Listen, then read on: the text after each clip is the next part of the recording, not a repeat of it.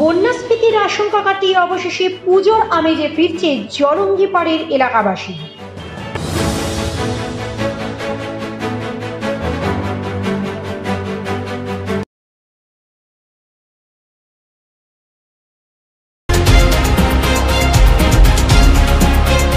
চলতি বছরে একটানা দীর্ঘদিন একাধিক নিম্নচাপ এবং বর্ষার জোড়া ফলকে ক্ষতিগ্রস্ত হয়েছে জেলার নানা প্রান্ত।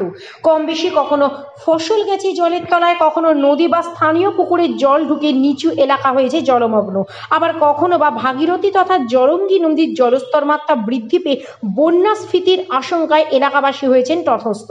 একই অবস্থা দেখা দিয়েছিল জলঙ্গি নদীর পার্শ্ববর্তী এলাকার মানুষদের ক্ষেত্রেও। টানা কয়েকদিন প্রবল বৃষ্টিপাতে নদীর জলস্তর দ্রুত বেড়ে যায়। ফুলে ফেঁপে ওঠা জলঙ্গি গিলে নেয় বিস্তীর্ণ চাষের জমি, বসত ভিটে ও রাস্তাঘাট। জনজীবন কার্যত হয়ে পড়ে বিপর্যস্ত।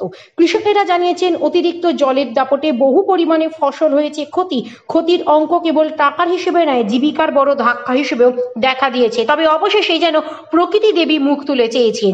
অবিরাম ধারার বর্ষণ থেমে মুখ ভার আকাশের কালো মেঘ কেটে দেখা মিলেছে শরতের। তবে গত কয়েকদিনে বৃষ্টির তীব্রতা কমে আসায় নদীর জলস্তর ধীরে ধীরে নামছে। কৃষ্ণনগরের জলঙ্গির পাড়ের বাসিন্দারা আতঙ্ক কাটিয়ে ধীরে ধীরে ফিরছেন পুজোর ছন্দে। তাদের একটাই প্রার্থনা, বছর ঘুরে মা আসছেন সবার কাছে, তাই উৎসবের দিনগুলো হয়ে উঠুক আনন্দমুখর। বর্ষাসুর যেন পুজোর আনন্দকে মাটি না করে, এখন এটাই সকলের প্রার্থনা দেবী মহামায়ার কাছে।